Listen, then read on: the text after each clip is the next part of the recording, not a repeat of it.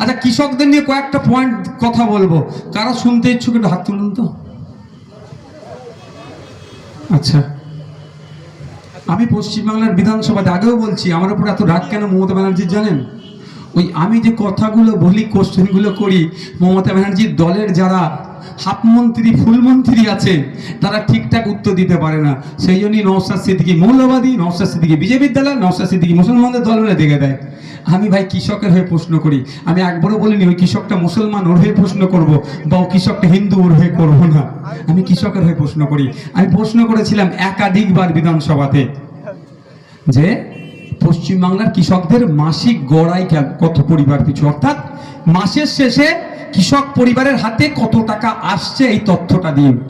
বারবার মন্ত্রীকে বলেছি, মন্ত্রী শুধু বলে যে দুগুণ তিনগুণ ব্যবসা বেড়েছে, দুগুণ তিনগুণ ব্যবসা বেড়েছে, আয় বেড়েছে। কিন্তু আমি বারবার বলি সংখ্যাই বলেন না, 10,000, 5,000, 8,000 ক টাকা মাস গেলে ইনকাম করে। মন্ত্রী কিন্তু আমাকে উত্তর দেয়নি। আমার সন্দেহ হয়েছিল যে রে এত বুকটুকে এই করেছি সই করেছি, বাঘ মেরেছি, ছাগল মেরেছি, পাঁটা মেরেছি করে, কিন্তু এ কথাই না বলছে না কেন? আমি একটু দেখতে লাগলাম, আপনাদের আশীর্বাদ দোয়াতে একটু পড়াশোনা করতে পারি, করেছি, সেটা কাজে লাগিয়ে চেষ্টা করলাম যে কারণ কি কারণ দেখলাম। আমার চক্ষু তখন চড়ক গাছ। কি হয়েছে? যে পশ্চিমবাংলার কৃষকরা মাস গেলে 7,000-এর নিচে ইনকাম করে। কত? পরিবার পিছু বিলো 7,000। মানে এখানে যারা কৃষক আছেন, আমি আপনাদের কথা বলছি, মাস গেলে আপনারা 7,000-এর নিচে ইনকাম করেন পরিবার পিছু। কেউ যদি ভাবেন আমি 10,000 করছি কিন্তু অন্যজন 3,000 করে, খোঁজ নিয়ে দেখো, ওই অ্যাভারেজটা 7,000 এসে গেছে। তো আমি অবাক হয়ে গেলাম, এই দুর্দশা। পশ্চিমবাংলার 50% মানুষ সরাসরি কৃষিকাজের সাথে যুক্ত, আর 70% মানুষ প্রত্যক্ষ পরোক্ষভাবে যুক্ত। তাহলে এদের যদি এই অবস্থা হয়, এদের জন্য পশ্চিমবাংলার অর্থনীতির চাকা ঘুরছে, যদি এদের এই অবস্থা, এটা মেনে নেওয়া যায় না। তাহলে কি সারা দেশের কৃষকদের এই অবস্থা? আমার একটা মনে প্রশ্ন আসলো, আমি একটু আরো দেখতে লাগলাম, একটু গবেষণা করতে লাগলাম। দেখতে দেখতে দেখলাম, আমি অবাক হয়ে গেলাম। জম্মু কাশ্মীরের আমরা তো সবাই নাম শুনি, সব সময় হিট লিস্টে থাকে, এই হয়েছে সেই হয়েছে, হ্যান হয়েছে তান হয়েছে। ওখানকার কৃষকরাও কিন্তু মাস গেলে 15,000-এর বেশি ইনকাম করে।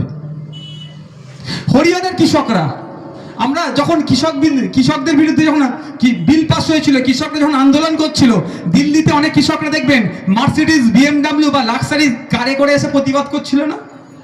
কারণ আছে তো। ওখানকার হরিয়ানার কৃষকরা মাস গেলে 18,000-এর বেশি ইনকাম করে, কেউ 22,000 ইনকাম করে। তো আমি অবাক হয়ে গেলাম।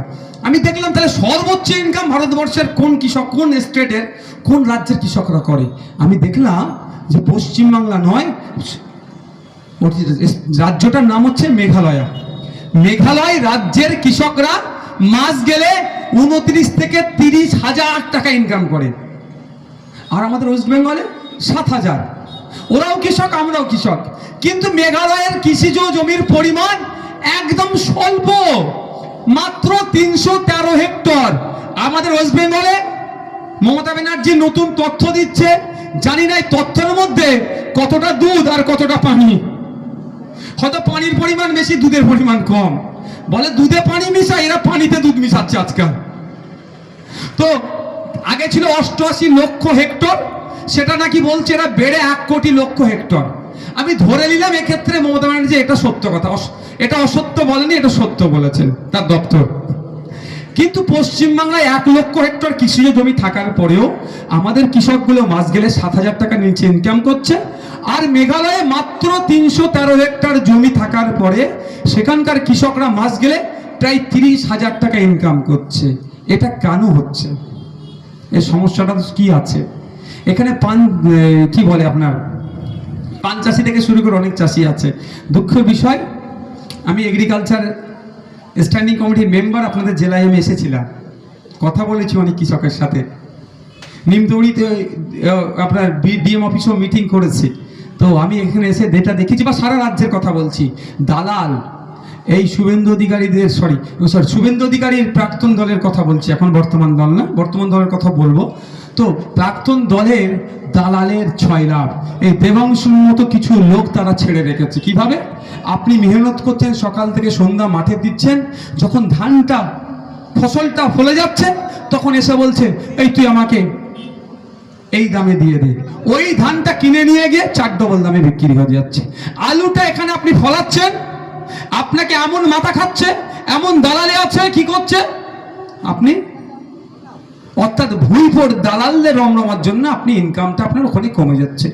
এইরকমভাবে আরও কি আছে বললে আপনার অবাক হবেন, সেটা হচ্ছে আপনাদেরকে বিজ্ঞানসম্মতভাবে ট্রেনিং দেওয়া হয়নি। এখন চাষযোগ্য জমিতে আমরা সবাই কি ভাবি বলুন তো, আমিও ভাবতাম যে স্বল্প জায়গায় বেশি করে যদি সার দিই তাহলে চটচট করে গাছ বাড়বে, আলু বড় বড় হবে। কিন্তু এটা সায়েন্টিফিক ওয়েতে না। সায়েন্স বলছে যে 1 বিঘে জমিতে নির্দিষ্ট পরিমাণ সার দেওয়ার কথা বলছে, কিন্তু আমাকে তো ট্রেনিং দেয়নি। আমি বেশি করে সার দিচ্ছি, আমার বরঞ্চ নষ্ট হচ্ছে ফসল, আর সারের দামটা এক্সট্রা যাচ্ছে। আমি আপনাদের উদাহরণ দিলে বুঝতে পারবেন, এখানে অনেক মাছ চাষ করে তো, হ্যাঁ মাছ চাষিরা আছে তো, মাছ চাষিদের কথা বলি, আপনারা অবাক হবেন।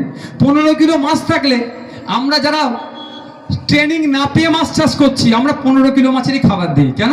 মাছ খাবে আর তাড়াতাড়ি বড় হবে, বিক্রি করব।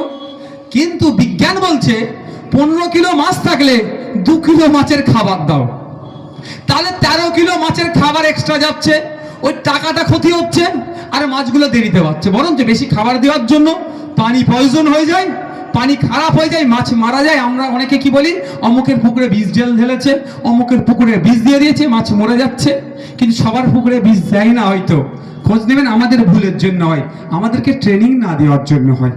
তাই পশ্চিমবাংলার কৃষকদের মাস গেলে মাত্র 7,000 টাকার নিচে ইনকাম।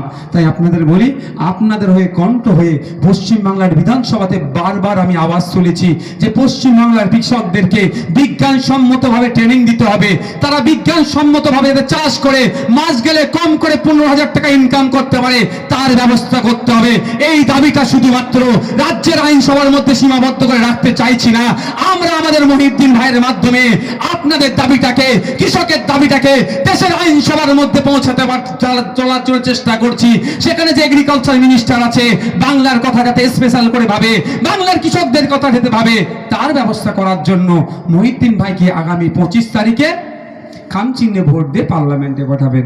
ভাই যখন সব কথাই বললাম, আর একটা কথা যদি থেকে যায় আমার মন খুশখুশ করবে। তবে একটা কথা বলি, মৎস্যজীবীদের ক্ষেত্রে বলছি আর কৃষকদের ক্ষেত্রে বলছি, 60 বছরের নিচে কোনো কৃষক মারা গেলে তার পরিবার এককালীন 2 লক্ষ টাকা ক্ষতিপূরণ পায়। কজন এটা জানতেন? একটু হাত তুলুন তো এবার। 60 বছরের নিচে কোনো কৃষক মারা গেলে তার পরিবার 2 লক্ষ টাকা ক্ষতিপূরণ পায়। কতজন জানতেন? একটু হাত তুলুন। হ্যাঁ, কই দেবাংশু বাবুর এ কথা এসে বলেনি কেন এতদিন? দেবাংশু বাবুরা তো শুধু ভোট চায়। আমি সবার দীর্ঘায়ু কামনা করছি। সৃষ্টিকর্তা কিন্তু কার কখন আয়ু কতটা রেখেছে আমরা বলতে পারবো না।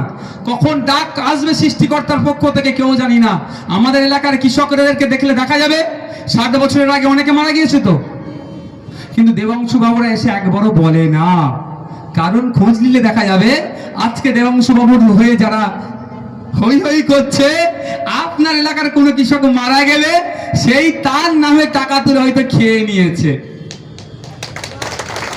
আর খাচ্ছে বলেই দেবাংশু বাবুদের রাগ আমার ওপরে যে নওশাদ সিদ্দিকী বিজেপি দালাল, নওশাদ সিদ্দিকী মুসলমানদের দল। শুধু কৃষকদের জন্য নয়, মৎস্য চাষীদের জন্য বলছি, যারা 60 বছরের নিচে চাষ করছে, মাছ চাষ করতে যে মারা যায়, তারাও 2 লক্ষ টাকা পাবে।